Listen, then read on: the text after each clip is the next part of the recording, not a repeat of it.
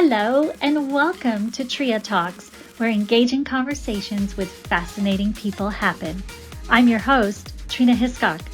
From changemakers to risk takers, entrepreneurs to artists, in this series of talks, I sit down for an informal one-on-one with some of the most inspiring individuals we meet and interact with every day on the TRIA life journey. We'll exchange ideas, unearth insights, and reveal interesting stories while sharing a few laughs along the way. We never know where the conversation will take us, but the journey is always worth it.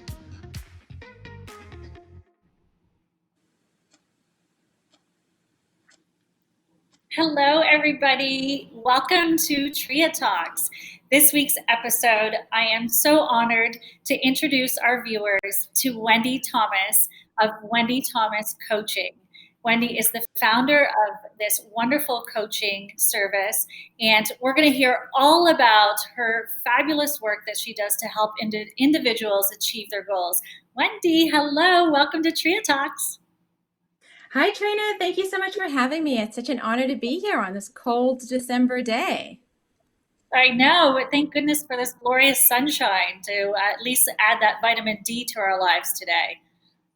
Yeah, absolutely. It's such a gorgeous day. We're well into the holiday season, and I'm just feeling really good about life right now. Well, you know, you're always feeling good about life, and that's just something I admire in you so very much. I was saying to the people on the team this morning that you're one of the most positive people I've ever met. And it's always so great to have a conversation with you. So I can't wait to actually get into some of the things we're going to talk about in conversation today. And, you know, you have an incredible personal story. So why don't we start there, and then we'll move into your coaching business. But tell us how this journey kind of started, because it came from a time in your life about 2 years ago where you discovered a lump in your breast and was diagnosed with breast cancer. And that kind of changed your life in a very substantial way. And I know that is part of your journey that you like to share. So can you please share that with our viewers? Yeah, absolutely. So it was almost 3 years ago exactly. It was December of 2017 when I literally felt a buzzer that was going off in my right hand breast. And again, I'm going to be real, I'm going to be Yep. vulnerable, and I'm going to be true to myself in terms of sharing details that may make people uncomfortable, but I'm out here to tell my story so that so many other women can really benefit from my experience and to truly listen to their gut instinct, and that's their intuition. So I felt this buzzer that went off on my right hand breast. My first instinct was to ignore it. And a couple of days later, it came back. And as I was ringing in the new year that year, I was ringing in a big year because I was turning 40 that January. And in my heart of hearts, I thought, what if this is the year? What if this is the year of my health? Like, what if something is not right? Something inside of me had me contact my doctor.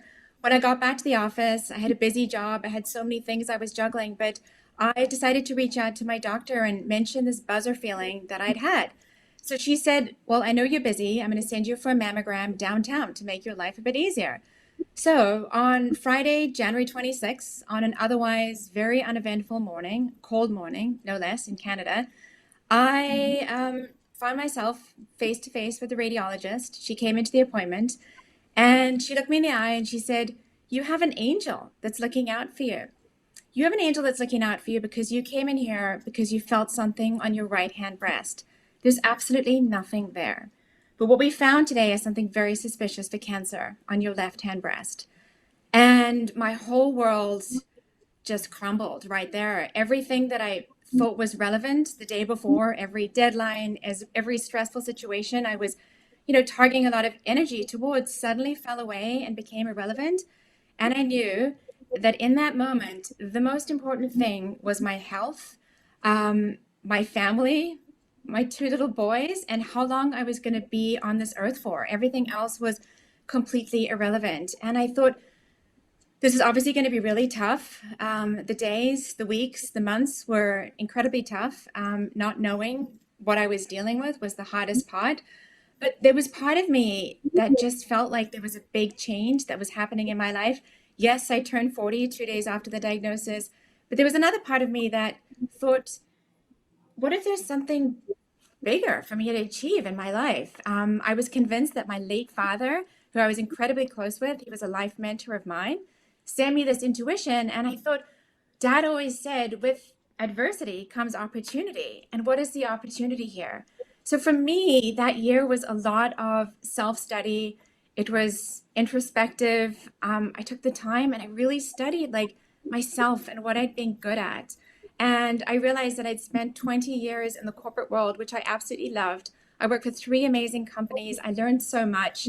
But what I really loved about being in the corporate world was my ability to connect with people. I love meeting new people. I love connecting with clients. I loved inspiring people internally and I loved inspiring my team. And I thought, well, what if I could take something with this positive energy and build my own coaching business? Because I've always loved mentoring people, but I'd wanted to do it on my own. And I thought nothing could ever be as scary as a cancer diagnosis. So at the end of 2018, I took a massive leap of faith. I did the hardest thing I think I've ever done in my life, which was leaving my comfort zone, which was the corporate world. I'd spent 20 years there. I loved it. I was good at it. I was known in that space. And I took a chance and I started my own business. So here I am 2 years later, absolutely loving my life, helping people believe in themselves and helping people set huge goals that are inspiring and move them along the way. So that's a bit of a long introduction, but I'm incredibly passionate about what I do. And I'm incredibly passionate about sharing my story because I think when people hear my story, it really rings close to home and it makes us all realize that the most important thing that we have is our health. And I think this pandemic has also made us realize that the most important thing we have is our health, because without our health, we're nothing. And all the things we worry about in the world are so trivial. Yes, that's so true.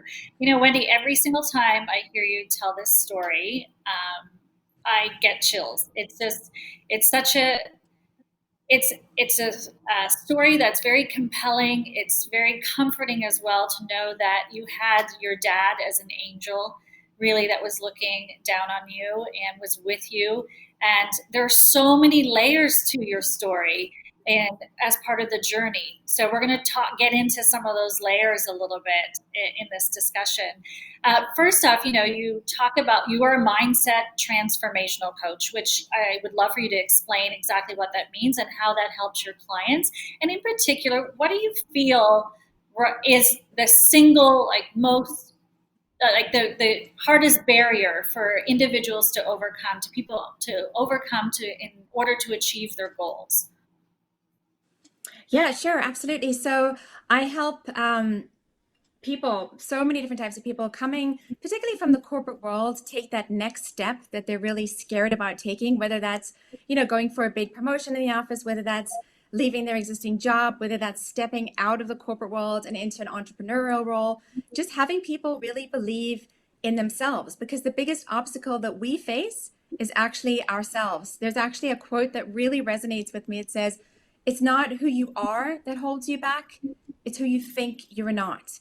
And we are programmed deep down in our subconscious minds to believe all sorts of things that are so untrue about ourselves. But when we really study ourselves and look at the logic behind what's holding us back and what we're truly able to achieve, we realize that we carry forth so many limited ideas about ourselves and the potential that we really have locked up inside of us because we're scared to fail. We're worried about what people think about us.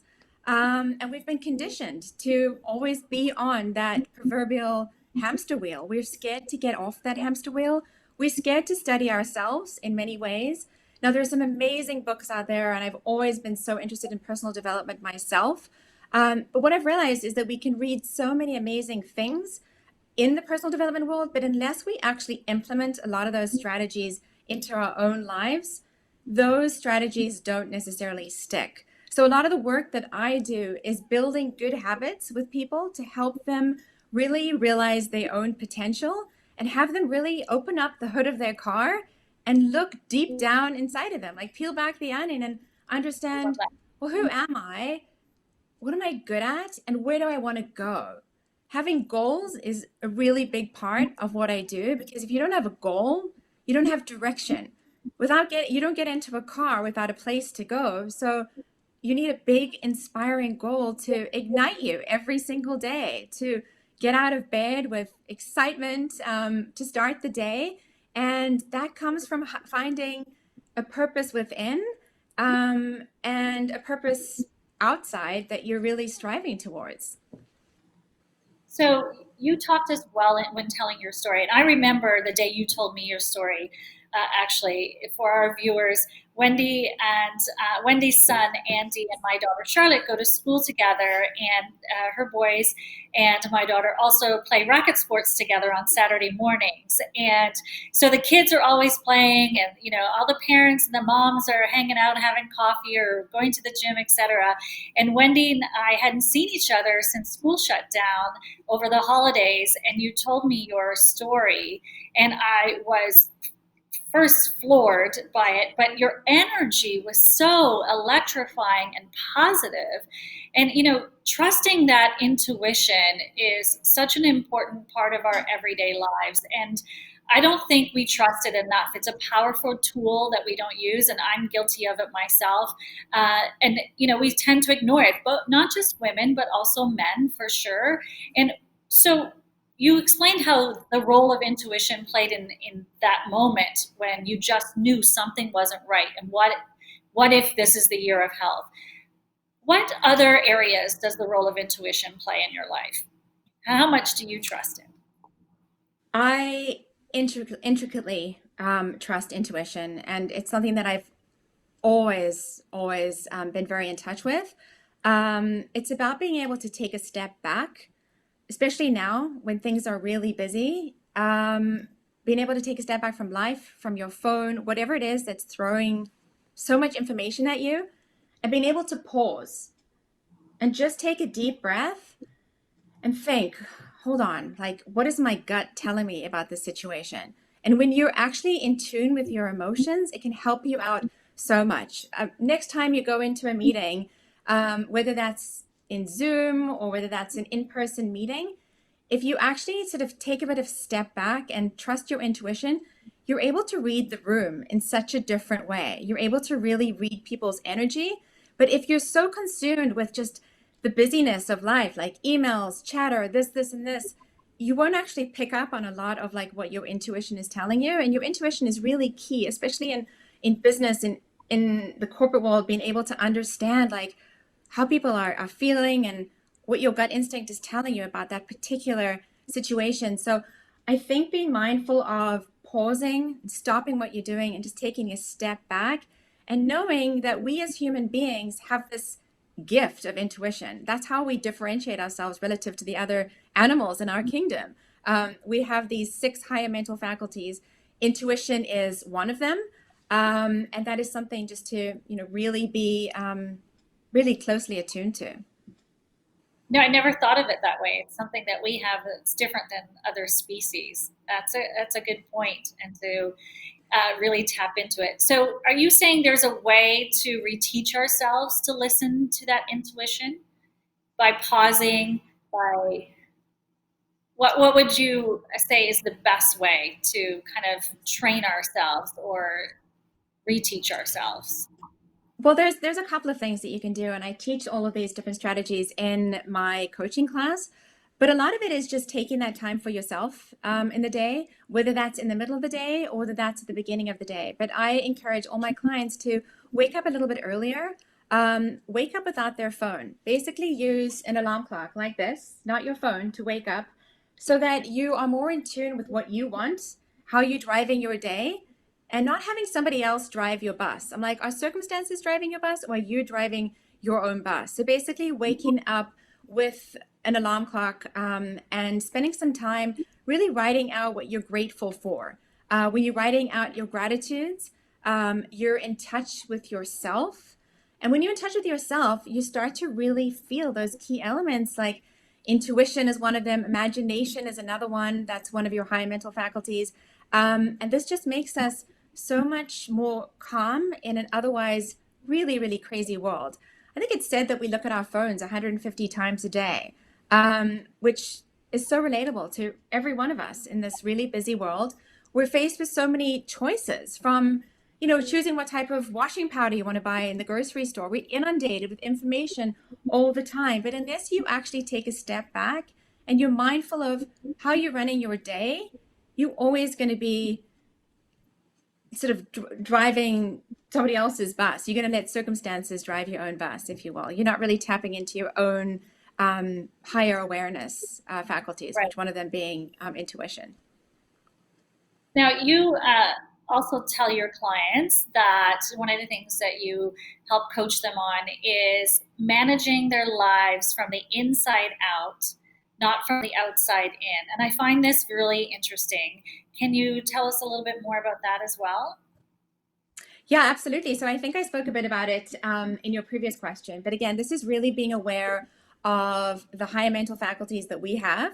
So the higher mental faculties we have are perception. So it's always our perception of something. Things can be good or they can be bad, but it's really like how you see something. You're able to turn that around very easily. Imagination, that's another high mental faculty. Will, intuition, memory, and reason. These are all higher mental faculties which differentiate us from our animal friends in the animal kingdom. But if you don't tap into those higher mental faculties, again, you're always going to be the plaything to the outside forces, if you will. So if you are, looking at the news and it's all negative, it's so easy to have all that information that you take in from your conscious mind really seep inside your subconscious mind. Your subconscious mind drives your behavior because it's connected to your body. Your behavior drives your results. So that is something to be very conscious of, is using the higher mental faculties that we have to really think about, how do we want our day to look? Do we want to use our imagination to benefit us to the best case situation, as in thinking about what am I goal, imagining yourself having achieved greater things? Or do you want to use your imagination to live in fear and worst case scenario, and taking that information from the outside, because there's so much doom and gloom around us? So it's been mindful not to let, again, the outside in, as in the outside circumstances, drive your emotional happiness. And through the work that I do, it's very easy to understand why you could be in a bit of a funk for the day. Sometimes we find ourselves like just feeling low in energy, not feeling good about how things are going that day. When you actually like take your thought process back through that day, you can think back and realize, hold on, it was something that somebody said to me. It was an email that I got. It didn't sit well. But what we're doing is we're actually taking all that information in. We're getting emotionally involved with that information on our subconscious mind, and then letting that impact our behavior, and our behavior impacts our results. But if we're able to use our high mental faculties and say, hold on a second, these thoughts really don't serve me well. I'm not going to get emotionally invested with that particular thing that I did. I'm just going to let it go. I'm going to choose something with my imagination, or, with my perception that feels better. And I'm going to drive my life like that for that particular moment. So that's what I mean about living from the inside out as opposed to living from the outside in. And so many times now I've heard you talk about this, and I've really tried applying it to my life. Take this, coaching from you, and sometimes I've had this saying that I've had for a very, very long time, probably since in my 20s, actually, long time ago, that let it be a moment.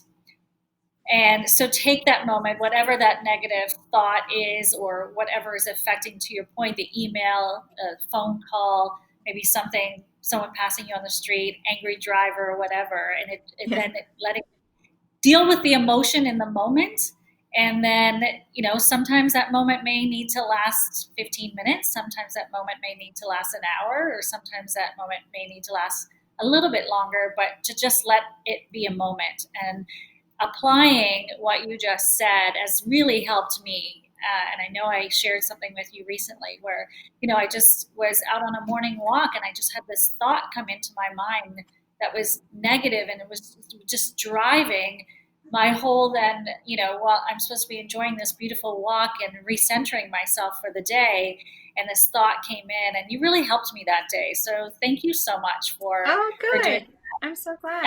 I Yeah, think it's I just know. about being conscious of that. Like you were conscious of the fact that it was a thought that really didn't serve you well, and Mhm. you're able to let that go. We as human beings are able to let go of thoughts that don't serve us well, and it's up to us to tap into that higher faculty and choose something that serves us better because when you're choosing thoughts that feel good and make you happy, guess what? You're in a productive state, which that energy ultimately drives your behavior. So again, it's just about stopping and being cognizant really of how you're feeling because I think life is so busy right now that we so seldomly really stop to take stock of how we're feeling and ask yourself that every day.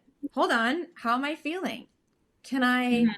help the situation? Can I choose thoughts that will serve me better? Right. And you actually had a post recently on your social media about energy. And I really enjoyed reading that post. And to our viewers that are watching, trust me, if you aren't following Wendy Thomas Coaching on Instagram or on LinkedIn, her post there as well, I encourage you to do so because I find your post as well to be so powerful. And also like to read the full post because you really put a lot of intellect and insight into those posts. And there are days when, yeah, I mean, I read it and I'm just like, nailed it. Like, it's right there. Oh, Thank you, Wendy. So, thank I you. haven't taken the course yet, but I feel like it gets so much from you just by every conversation we have, and then, of course, following you on your social media. So I encourage your viewers absolutely to do the same. Now, you also spoke about gratitude and waking up with gratitude, and that's something that I certainly try and practice. And my wonderful little 8-year-old has been writing in her gratitude journal since March 9th. She hasn't missed one day. She writes Oh, every morning and every single night. She won't even come to the breakfast table until her bed is made and her gratitude journal has been written that in. is She puts her amazing. mother to sleep. But I wanted to start that practice with her. My mother always wrote in a journal and said her prayers in the morning and set her intentions for the day. And it's something that I've always admired in my mom. And I'd love to read those journals one day. I'm sure they have a lot of insights. But yeah, waking up and practicing the gratitude is such an important role. And when we don't do it, I find it's so much easier to like wave off course. What's your morning practice, Wendy? I know you get up very early, right? Yeah, so I get up early and the first thing that I do is open my journal and write out my gratitudes. That's how I start my day because it's the first thing that I want to do. I do not turn on my phone for the first half hour of the day, and I spend time really just connecting to the energy of the moment. In the summer, it was great because it was always light outside. Now it's pitch black, and I feel like I'm waking up in the middle of the night. But Yeah. I always like to wake up at the same time every day and write out those gratitudes because when you're writing those out first thing, that sets the intention for the day. That starts your day off in a really positive way. And it's amazing the things that you can be grateful for. Like you really get the creative juices flowing at that time of the morning. I mean, it's simple things like, warm cup of tea, Mhm. feeling thankful for, a cozy bed at night, things like that. And you remember the day before and all the great conversations that you had. And after you've written down about 8 to 10 things that you're grateful for, you're feeling really happy and excited about the day to start. From there, I write out in my journal about what I want to do for that day, all the goal achieving activities that I want to accomplish.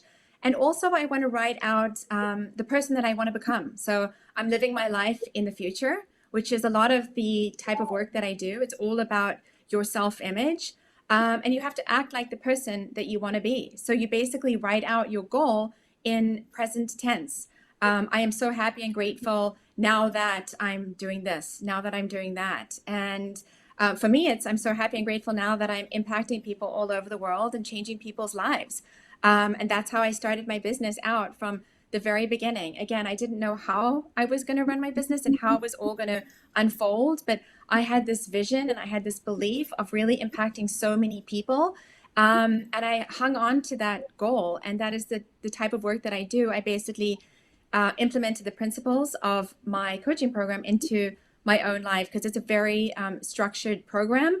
And it's all about writing out the person that you want to be so that you are not letting, those sort of skeletons in your closet take over of all the negative thoughts in your mind of the person you think that you're not, and the worry and the fear and all that stuff. It's not taking over.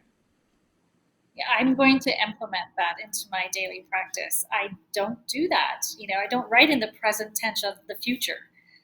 I find that Yeah, very you have to interesting. basically put yourself in the vibration of what you want to achieve and really feel how good it will feel to achieve those goals.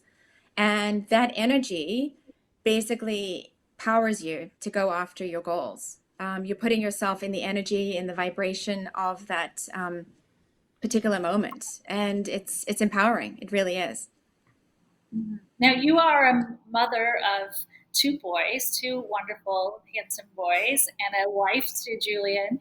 Uh, it's hard being a working mom, an entrepreneur, running your own business, and having a family, and staying balanced. Aside from these morning practices, is there something else that you do in your daily life to find your balance?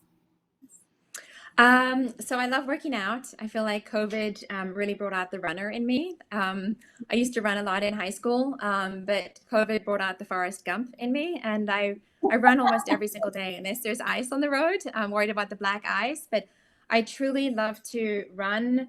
I have conversations while I'm running. I listen to audiobooks, podcasts, inspiring music, and I just feel so free. And as long as I've got a run in for the day, I'm feeling good, regardless of whether we're locked up at home. I feel really good. If I'm not running, I work out on the Peloton. But after my recent health scare, I realized that the most important asset I have in my life is my health, and I have to keep my body healthy at all times. So that's what I love to do. I always make time for it, whether it's right after writing in my journal in the morning, or whether that's before the kids come home from school.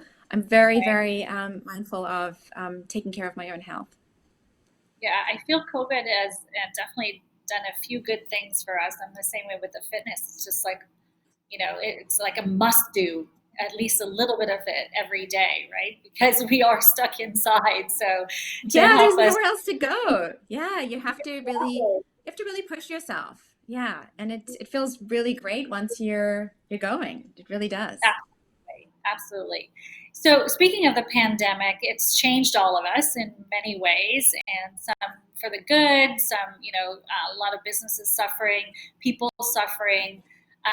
Have you seen any differences, or did you have to pivot the discussions maybe a little bit because of the pandemic with your clients? Are you feeling that people's their mindset, for example, has changed, and so that therefore you've had to maybe restructure some of your teaching?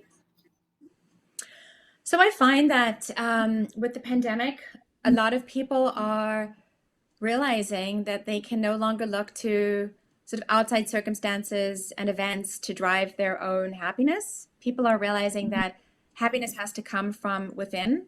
And a lot of that has to do with direction and career and where people want to be. And I think the pandemic has really brought to the forefront the importance of goals and making people's careers and jobs impactful. People have reached out, just asking how I could help them with a transition, with change, because COVID has really forced people to study themselves and figure out, like, wow, is this what I want to be doing? Where do I want to go? Because maybe my time is limited. And with my cancer scare, I felt the same way. Like, wow, is this it? Is this really where I want to be in my life? Like, do I want to change directions? Because dealing with something like that, I realized just the importance of my health and the impact that I can make on the world right now, and just being able to, you know, drive our own circumstances to a greater degree. So that's what I'm seeing a lot. from the actual way that I run my business hasn't changed because I always say that I've run my business through Zoom before Zoom was even a thing, before Zoom was cool, because I have a global network and it's been a great way for me to connect weekly with my individual coaching call, which is actually done in a group setting. So my clients are joining me from a global audience. So Zoom has made it easier from that perspective because it's a lot easier to say you're using Zoom as opposed to explaining exactly what type of software you're using. Yeah. And then Every also from the pandemic as well, I'm realizing that there's corporations who've reached out to me because they realize the importance of mindfulness. Like mindfulness has become a thing in the corporate world. There's many organizations that now have chief mindfulness officers, and they're looking at someone like me who's been in the corporate world for 20 years, but I practice mindfulness and I'm able to bring that into a corporate team setting because teams are struggling to connect. And I've had organizations that are bringing me in to teach mindfulness in, a 45-minute to an hour digestible session to inspire and inspire people to basically give more of themselves, if you will. And that's what I've been doing. I think it's going to grow. I think you feel strongly that your business is definitely going to grow. And I would encourage anyone watching, whether today or after today's show, that to incorporate this into part of your culture, because the transition with back to work and people feeling safe and comfortable and just how we practice, everyday grind, it would be nice to have some of your teachings, right, and your words of wisdom as in the corporate life. So I'm hoping that that will happen for you, and I'm pretty sure it will. Now, a couple last questions before we wrap up today. Another one of our commitments from TRIA, as you know, is sustainability and healing our planet. And, our thanks to our partners at Carbonzero, we are able to purchase offsets to make sure when people register, ask a few extra questions so that we can calculate the data and make sure that our live virtual events are Carbonzero certified, which we're very proud of at TRIA. And I'm wondering, is there anything that you do currently to incorporate environmentalism or sustainability into your personal life, into your business life? Well, I think with me running my events globally through Zoom, that definitely helps, absolutely. But I would love to hear from you in terms of, when the pandemic is over, we look forward to that actual moment, how can I actually incorporate that more into my personal life? I'm, you know, helping now because I'm not driving anywhere. There's nowhere to go. And I'm doing everything remotely. I'm not stepping out of my own house ever really, other than, to pick up my kids from school. But how else can I implement that? I'd love to hear, what you do with some of your clients. Well, I will definitely reconnect in the new year and we'll talk about all that for sure. I'd love to walk you through some of the things that we do and come up with a strategy that works both for you personally and also in your business life for sure.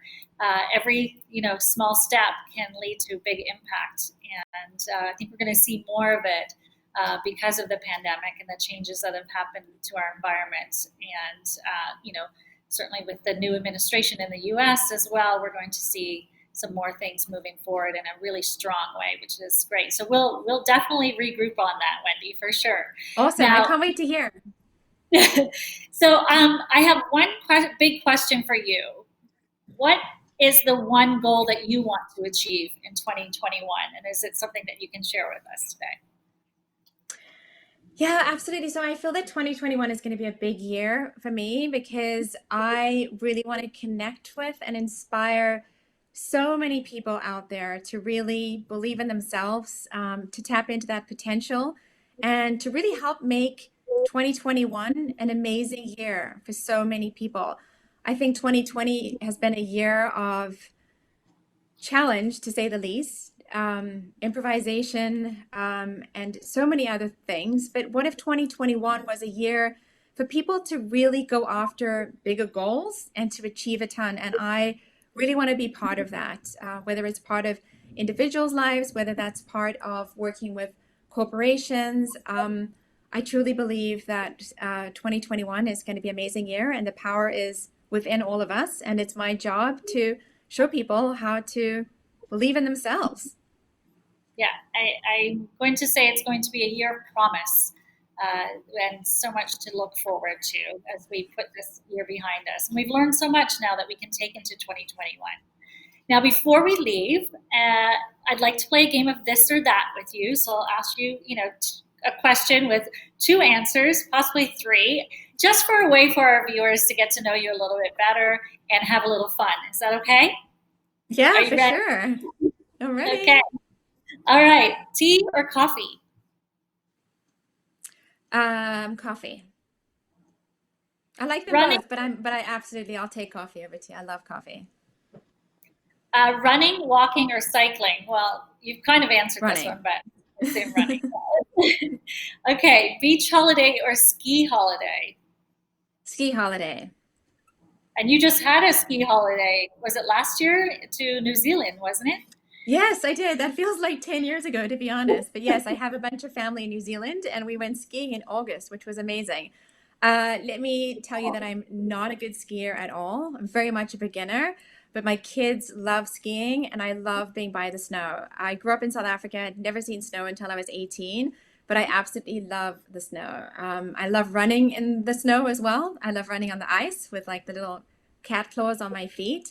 Really? Um, but I find that so much more exciting than sitting on a beach, to be honest. Great. Singing or dancing? Wow, I'm really not that good at either, but um, That I doesn't take matter. singing, I think. Okay, hard copy book or tablet? Hard copy book.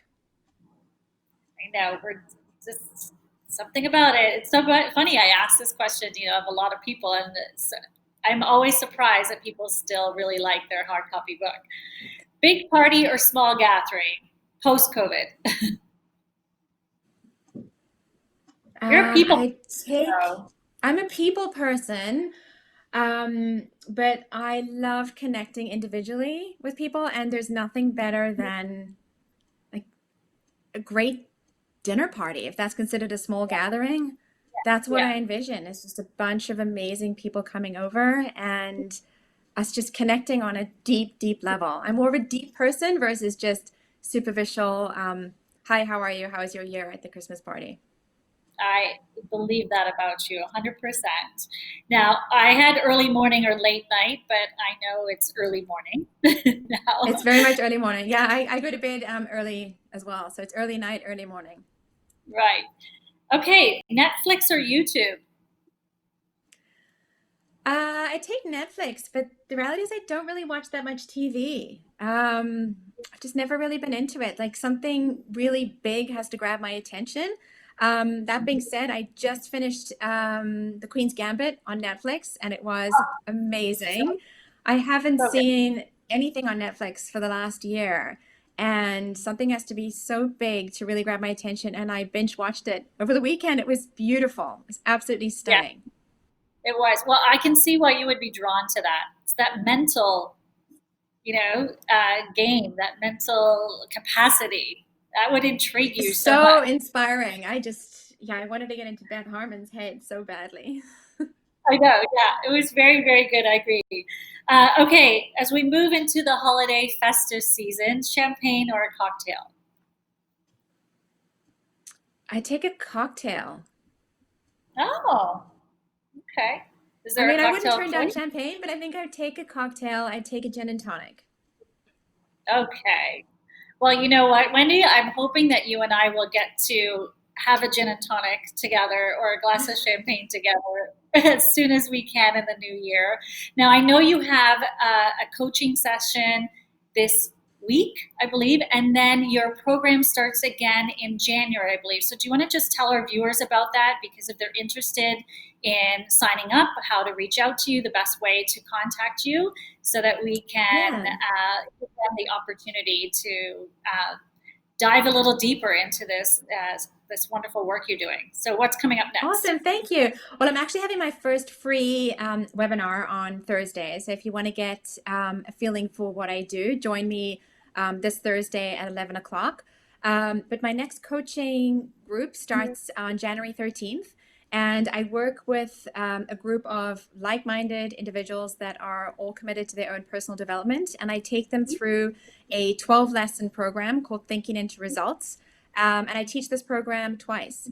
It's a structured program that I'm licensed to teach from Bob Proctor. For those of you who don't know Bob Proctor, he's a legend in the personal development world. He's been teaching what makes successful people successful for the last 60 years. And I have the honor of teaching his program, which I'm so incredibly passionate about. It's all about peeling back the onion, digging under your car hood and figuring out like what's holding you back and setting goals that are so exciting, so scary and challenging that will make 2021 a really exciting year for you. So yeah, my next group starts in January and I'd love to talk to people if they're interested in working with me. You can reach me on my website, which is wendythomascoaching.com, or follow me on LinkedIn or through Instagram, which is at Wendy Thomas Coaching. Awesome. That's great. Well, I encourage people, this is a nice gift, hint, hint. If you're still looking for something, you can give the gift of Wendy Thomas Coaching. Why not? Right. And as you heard, follow her on social media and you'll get to learn so much about all this insight that she gives to everyone. Today, as we end the show, I just have to give a shout out, Wendy, as well, before we leave, to all of my wonderful partners that makes TRIA Talks a success every week. We have Amplified, Carbonzero, Epic Vision, Eric Forget Photography, the wonderful One King West Hotel and Residence, where we have this lovely suite to host. And I'm hoping we can be on the set of TRIA Talks together next year sometime. We have Reverie Event Design, Fitzroy and Hannah Dunn. I mean, the list is endless, but I'm so grateful for all the people that believe in TRIA Talks. And thank you for your support all the time. And happy holidays to you and your beautiful family.